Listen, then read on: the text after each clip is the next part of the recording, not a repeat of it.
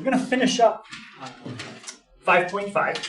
So we had gone over the transformations. Okay, just a reminder, A is your horizontal shift, B is a horizontal stretch, C is vertical stretch, D is vertical shift. A and B are always backwards, C and D are not. And if the B or the C was a negative, that causes a reflection. Okay, so let's take a look at this one. And first thing we want to do is make sure that what's in the parentheses matches the setup that I gave you. 3 minus x is not how I wrote it. How can we rewrite 3 minus x so it matches the template for the transformations? Yeah. Negative x plus 3. Yeah, let's think of that as negative x plus 3. Okay, now, how many transformations would it take to turn log x into log negative x plus 3? 2. Yep, it would take 2. Okay. So what's the first thing that you would have to do to the log? For horizontal shift left 3. You do a horizontal shift left 3. Yep. And now the second thing is we have a negative in front of the x. That's like having a negative where the b is. What is the negative going to specifically do? Yeah. Reflection over the whole y-axis. Right. That's a horizontal reflection. And horizontal means left to right, which means over the y-axis.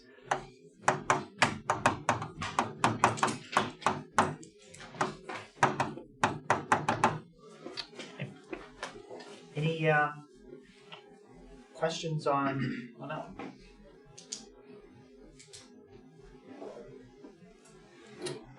Okay. So next thing we're going to look at is sketching. Let me throw up a graph of logs and just make sure we remember what they look like. So I'm going to do log x. Now I don't have any base on that log. So what base is the calculator going to assume? Yep, it's going to assume base 10. The calculator can do base 10 and it can also do base E. Those are the two it can do with just pressing a single button. But I showed you the change of base formula yesterday if you have to do one that's not base 10 or base E. Right, let's do zoom 6. And we looked at that yesterday. And what isn't really right about that? Like if you look at that, that's not technically what it looks like. Yeah? Because it's too steep going down. Yeah, so what should happen? It should just go straight down, almost hitting 0. Yeah, it should Never go actually touching it. straight down, getting closer and closer to the axis as it goes down, but never reaching it. That's what it should look like. So when we have to sketch one of these graphs by hand, not all of these always apply. This one does. You'll always have a vertical asymptote. So in this case, it's right on the y-axis. So you'll always have that. You will always have a y-intercept because we talked about the range of these functions. How far down do they go? Negative infinity. Negative infinity. And how far up will it keep going? Infinity.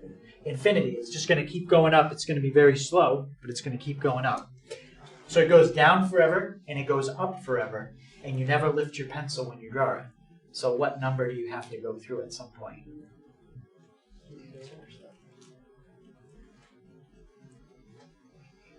More. Infinity. Well, that's not a number. So it goes down forever and it goes up forever. So there's a special number you're going to have to go through at some point. 0. 0. Right? You're going to have to go through 0 on the x-axis. You're going to have to cross the x-axis. And if you cross the x-axis, then you are guaranteed to have an x-intercept. So you'll always have these two. But this particular graph does not have a y-intercept. It never crosses the y-axis. It gets close to it, but it never reaches it. Could it cross the y-axis? Sure. shift that to the left 1 unit. Then it would cross the y-axis. Right, so we'll try to find what we can when we're graphing, but those are a couple helpful things, especially the asymptote. So because the asymptote is important, I'm going to specifically write down how you find it. So here's your log function. There's your argument inside parentheses. Take the argument, set it equal to 0, and solve. That'll tell you where the vertical asymptote is. And once you get that vertical asymptote, then you have a line that your log function is going to go right up to, but not reach. So that vertical asymptote really helps when you're sketching. The only thing you have to figure out from there is which way does it curve? Does it curve right, or does it curve left? Well, which way does a normal log function always curve? Towards the right. Towards the right. That's what a log function normally looks like. The only way that it could curve to the left is if you do what kind of transformation? Reflection. Yeah, if you do a horizontal reflection, or if the b is a negative. That's the only way it's going to curve back to the left. Yep. Okay, so that's how you find your vertical asymptote. And as far as how you find the x-intercept and the y-intercept, if the y-intercept exists, you plug in 0 for x, and that's how you find the y-intercept. When you plug in 0 for y, that's the x-intercept. So x-intercept, plug in 0 for y. Y-intercept, plug in 0 for x.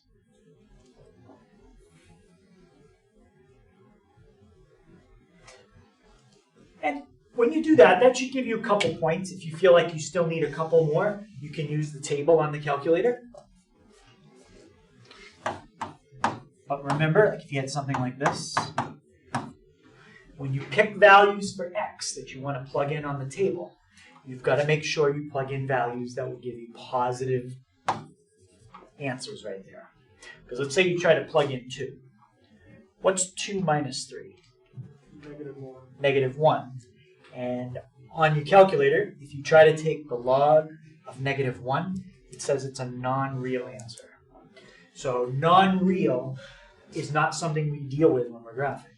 When we're graphing, we deal with real. So make sure whatever you plug in for x here is positive. So you could pick any number 3 higher than 3. Not even 3.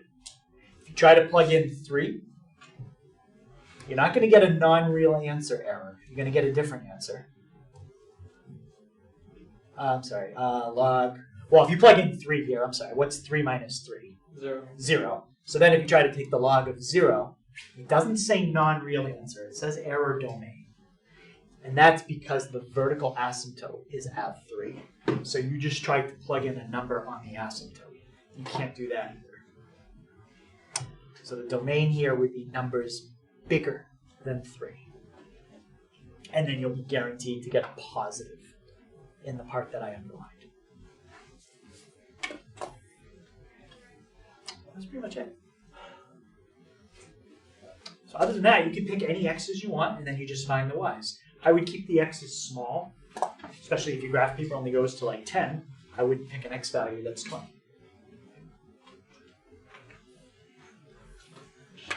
Let's try to graph this one. So it's log base 2 of 3x plus 5. Find the domain, find the range, and find the asymptotes. Well, the range we can do before we even start the problem. Power numbers.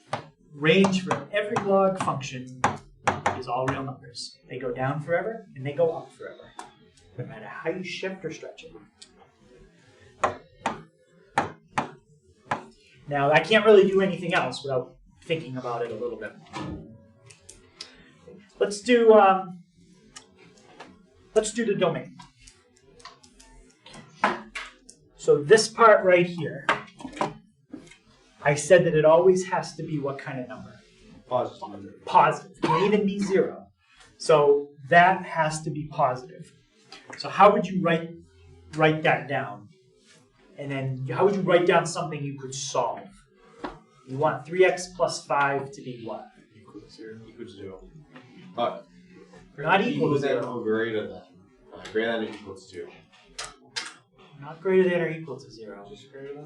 Greater than. I said it has to be positive. If it's 0, 0 is not positive. Right? So it has to be positive. So you've got to make sure that 3x plus 5 is bigger than 0. Has to be bigger. Okay, and how would you solve that? Moving 5 to the other side. Okay, so subtract 5 from each side. So 3x is greater than negative 5. And what would be your last step? Divide by 3 on both sides. Divide by 3. So what kind of values can you pick for x? Anything negative 5 thirds or anything greater than negative 5 thirds. Anything greater than negative 5 thirds. Yep. That's your domain. So that's your domain. You can write the domain that way. That's an inequality. How would we write it as an interval, like we did up above for range? Parentheses. Negative 5 thirds to positive infinity. Yep. Parentheses. Anything greater than negative 5 thirds. Yep, same thing.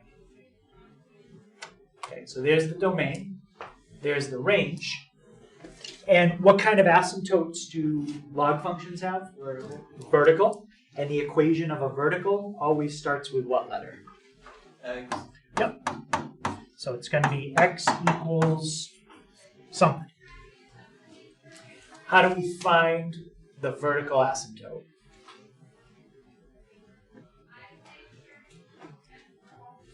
Set argument to equal to 0. Set the argument equal to 0. This is where you set something equal to 0. So what's the argument in that log function? 3x plus 3x plus 5. Yeah, and we basically kind of did this already when we did the domain. It's really the same calculation. The only difference is now you're doing it with an equal sign instead of a greater than sign. But you just minus the 5 from each side. And then divide by the 3. So it's the same number. Whatever number you have for that on your domain, that is the vertical asymptote. Okay. So any question on that? Yeah. Now, what did they want us to sketch it? Sketch. Yeah. Let's sketch it.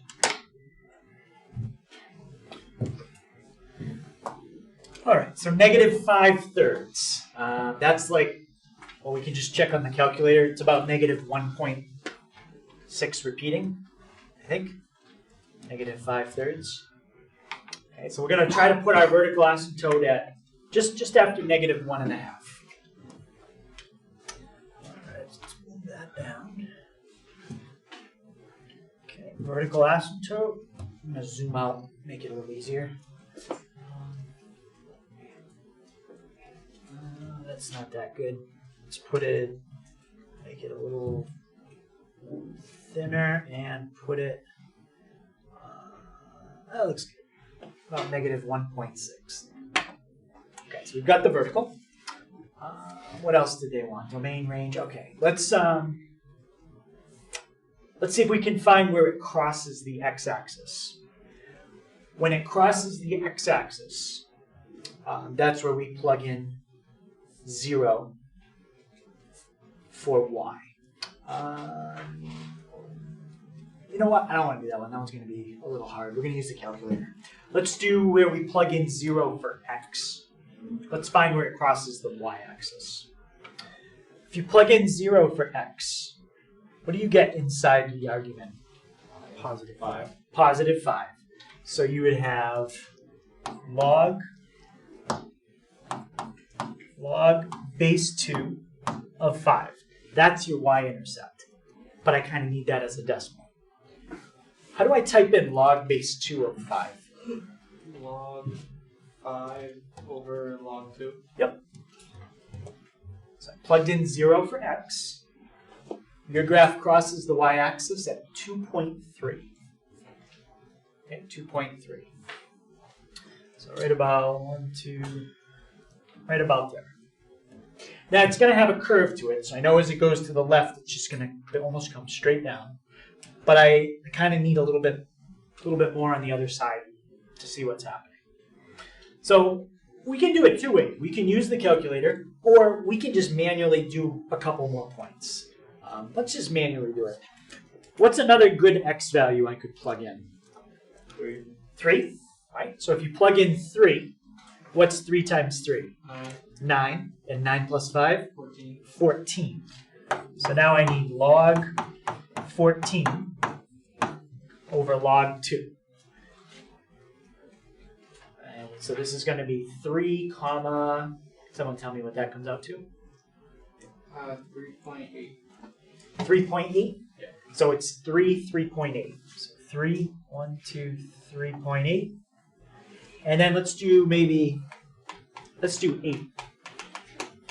Okay, if we plug in 8, what's 3 times 8? 24. 24 plus 5. 29. So I need log 29 divided by log 2. So we're going to have 8 comma, what's that come out to? Are you just picking numbers and multiplying? 4.85. Yeah. So 8, 4.85. 4.85. 1, 2, 3, 4.85. Right about there. Right? I just picked 3 x values that were kind of spaced out. And if you don't want to do it manually, you can type that in y1 and use second table. But I only need 3 points, so I just thought it was quicker to just do it like that. Is there any questions how we got those 3 points? Now, with those 3 points in the asymptote, we know that it's going to do something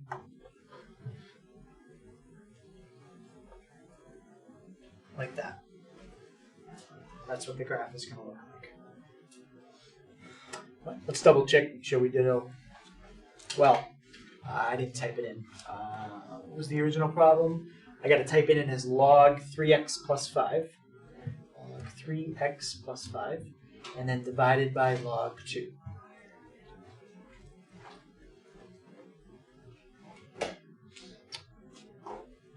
Okay, so does that look exactly like what we did? Yes. Well, what's wrong though with the calculator? Yeah, it's missing that vertical piece. That piece should come straight down, but it can't. It can't do it. Let me see if I go to second and then go to format. Let me see if I turn off detect vertical asymptotes. Let me see if it'll do it now. No. So there is no way to make me to make the calculator draw it the way it should be. Oh well. So that's it. That's how you do a sketch. Any question on that one?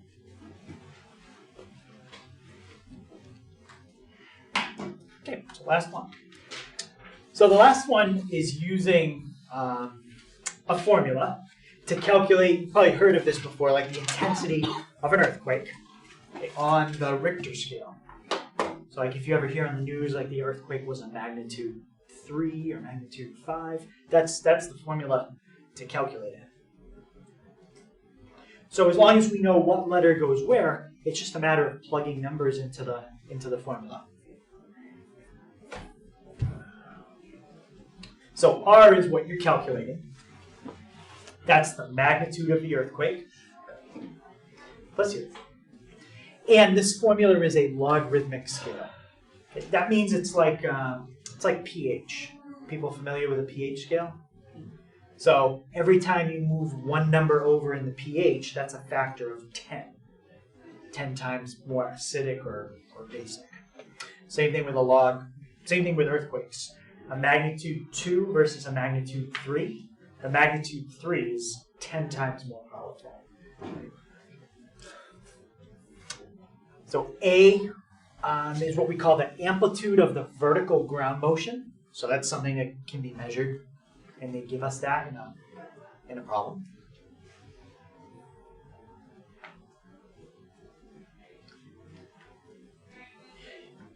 And an earthquake, it's it's like a wave. Imagine like if you threw a rock in like the middle of a pond, you see a wave. Well, the same thing happens in an earthquake. Sometimes you don't see it as much because ground is more solid than water.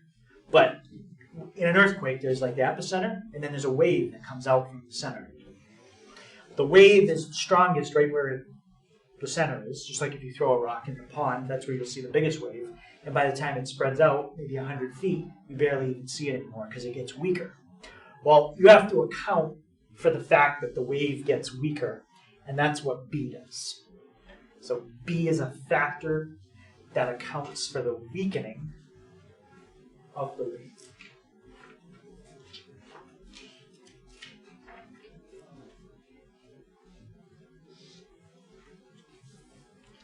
Okay, so any question on the formula or what each letter stands for?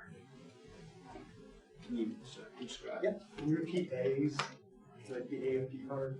The A, so that's the amplitude of the vertical ground motion. So I guess that would mean, I'm not an earthquake expert, but to me that sounds like the ground is moving up and down a little bit, and they're measuring how much it moves up and down in the earthquake. And the unit they use to measure it is micrometers.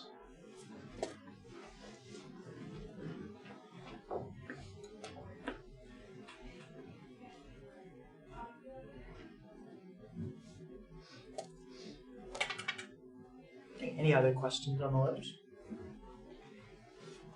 Let's try our example.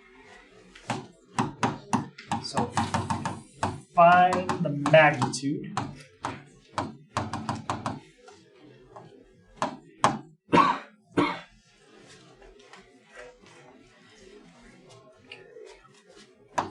on the Richter scale. And again, you can write the formula down so you don't have to memorize it.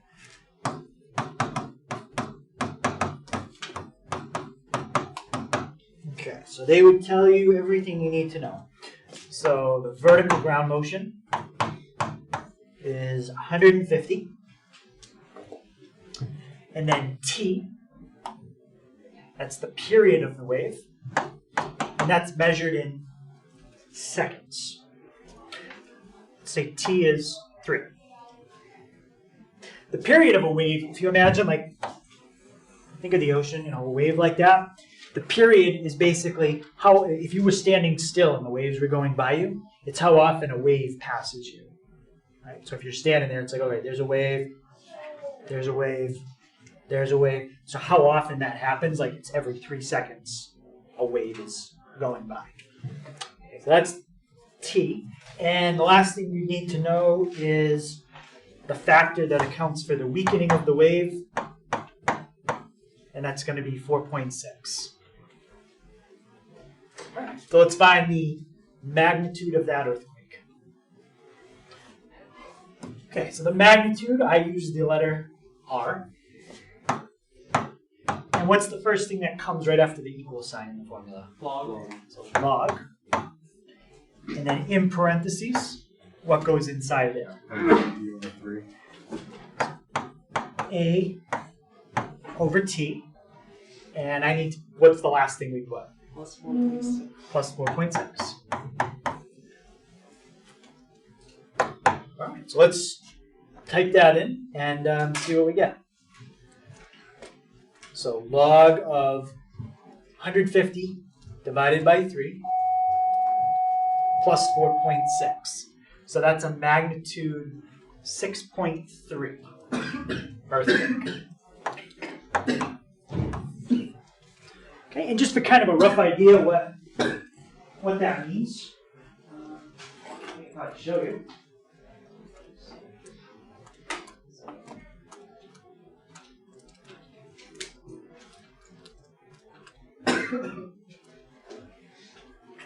Richter scale. Let's see.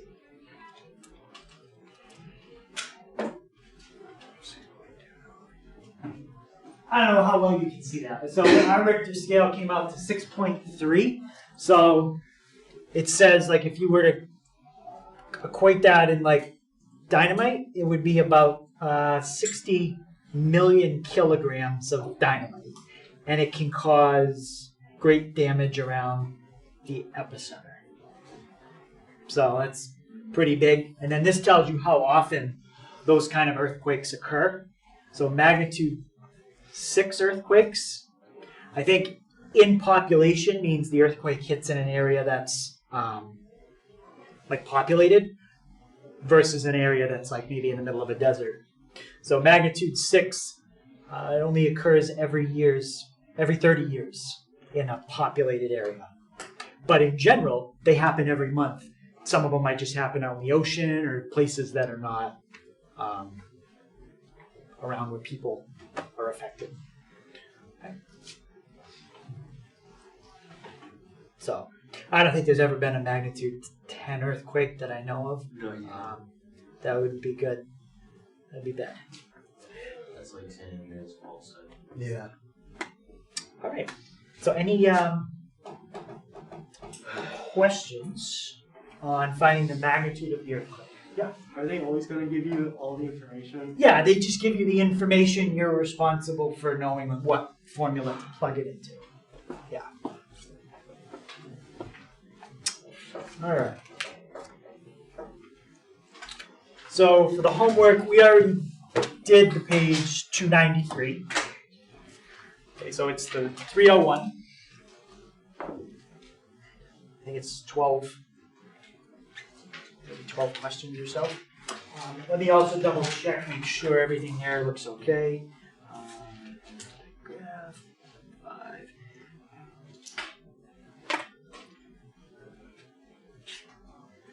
8 through 10, those are transformations.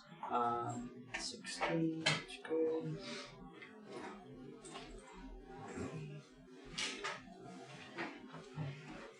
25, I am going to have you skip that one. So we're going to skip that one. 8, 2, yeah. All right. So what I'm going to do is I'll pause here, and then I'm going to put the list of the topics, and I'll be able to get that done before you guys leave. So if you have any questions, you can let me know. All right. So pause that. Okay, so the homework, again, that's on 301. The test review is on Schoology, and that's on 51, 54, 55, and that'll be extra credit on tomorrow's test. So you don't have to do the extra credit, but if you want it, it's online.